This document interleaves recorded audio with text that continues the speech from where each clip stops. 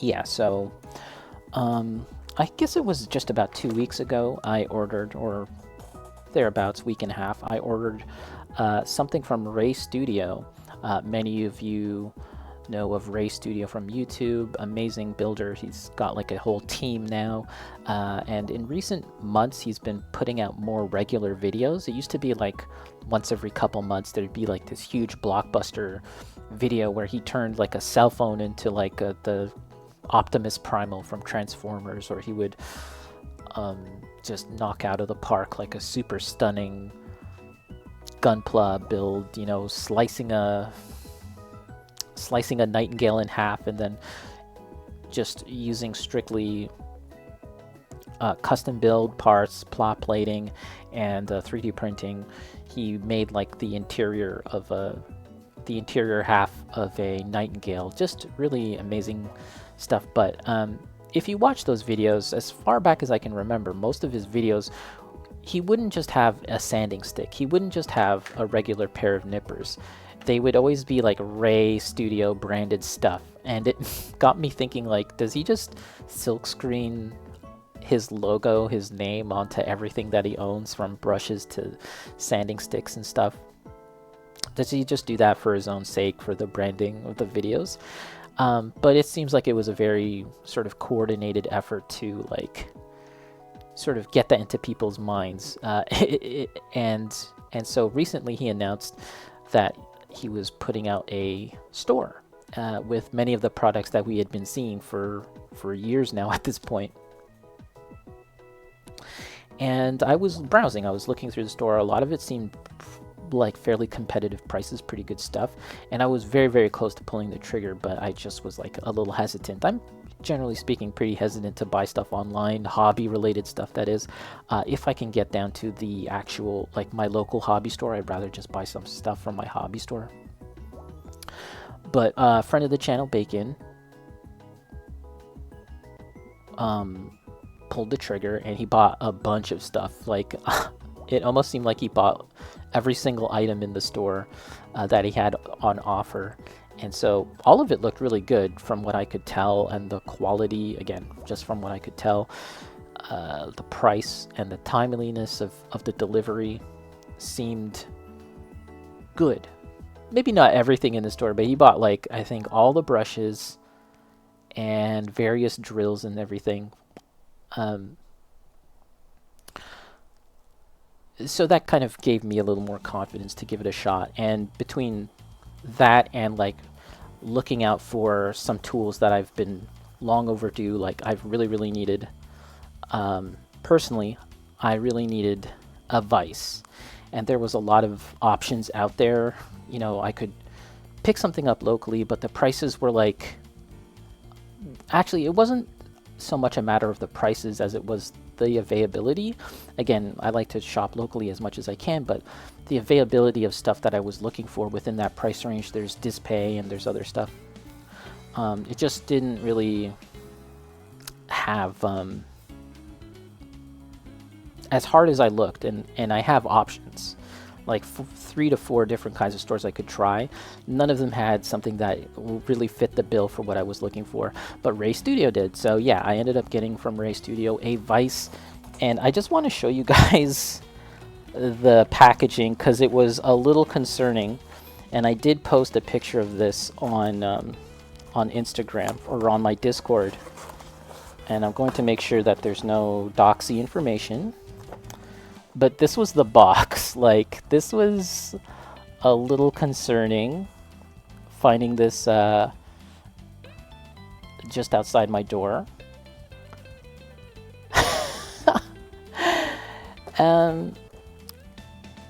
But it seemed like, yeah, from China, right? I'm sure that this was like shoved into a giant shipping container with a bunch of stuff piled on top of it, completely crushing it.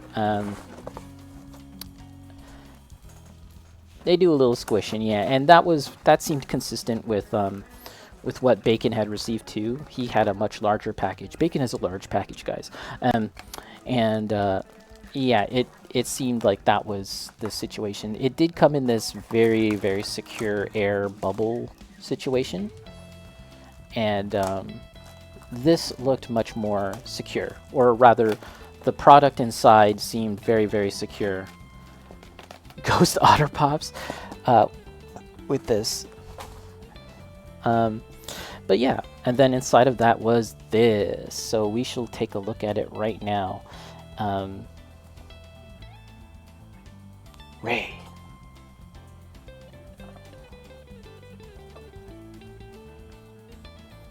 Looks really nice. Yeah, so they make two versions. Nani? There's like a Nani. They make like a dingle, dingle, dingle, dingle, jingle, jangle. It's okay. Look at the shiny. I don't know what they call it, like the higher end version, and then there's one that's like a little less expensive, and they didn't have any in stock of like the like high end one, so I got like the next level down. But I am thinking it'll be fine. What is that from? It's what's his name? Mark Capillier? Mark Capiller? And that's something that Shuk had shown me as a skit. And I was like, that is so funny. Alright. Let's take a look. And so I have never really used any of these things before, so we're all going to learn together.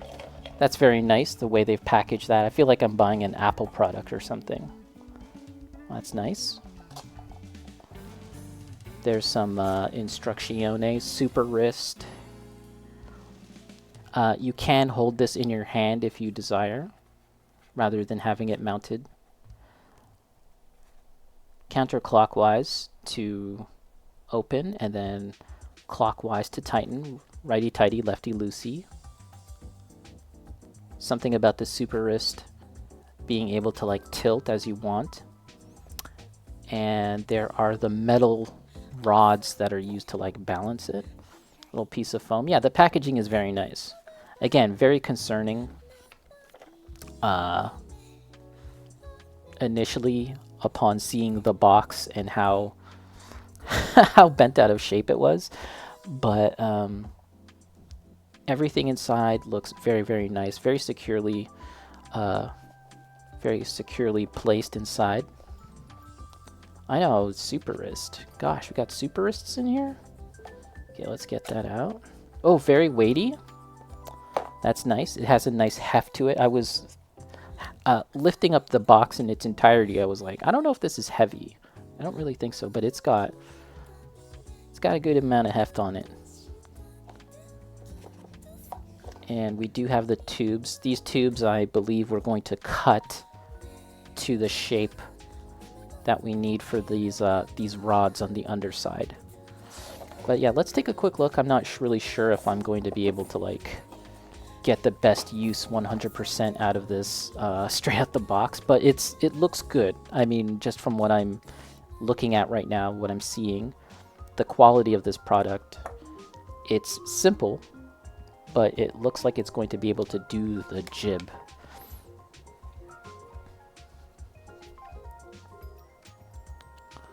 So, let's take a look. And there we go. We can loosen this up. We don't really need to max it out. There seems to be a kind of spring for tension. We can bring this probably back all the way to the center.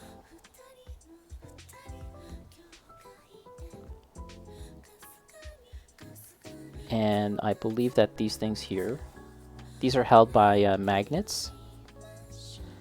And we have 4 of them.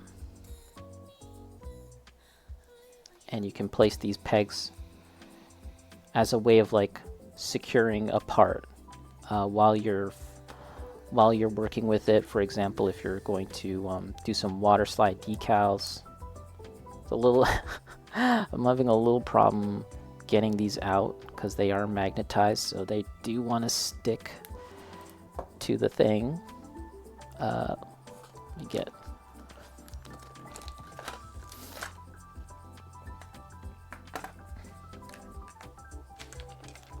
I'm trying to find something that I can use to poke this thing out. Yeah, it's magnetized. It's nice. There we go, we got it. So yeah, you can place all 4 of those just along, and you can order more separately. And then you're going to cut these tubes to size so you can protect your model, right? You're just going to kind of trim that to size, which I'll probably do that off stream.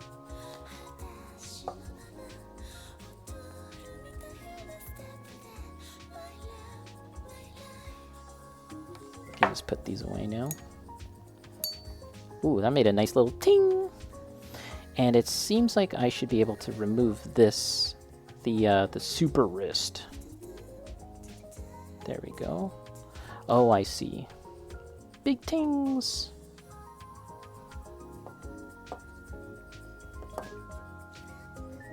There we go.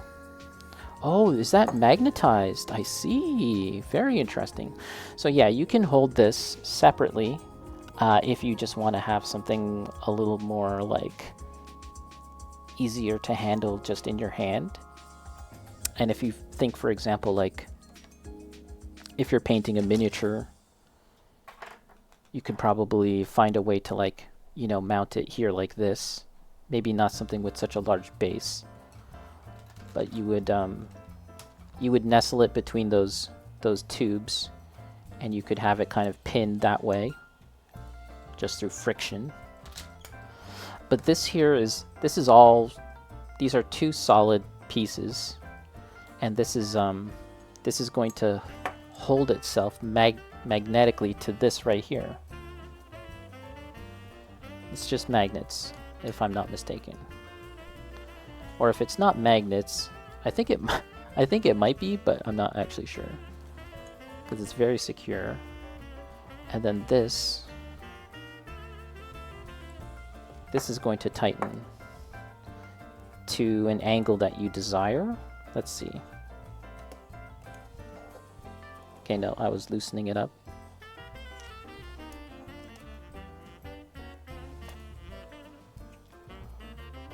Pull all the hose with this tool. Yes. They're like, oh my gosh, did you see? He bought a Ray Studio Vice. Ooh la la. Yeah, so yeah, this is a fixed angle now that isn't really going to move all too much unless you really, really force it. And then you can loosen it and tighten it up again to get that angle that you want. But yeah, they released a handful of videos using this product, showing the different things you could do with it, including using and this is something that we talked about before, and it's something that you see quite often in Ray Studio videos, where he'll take like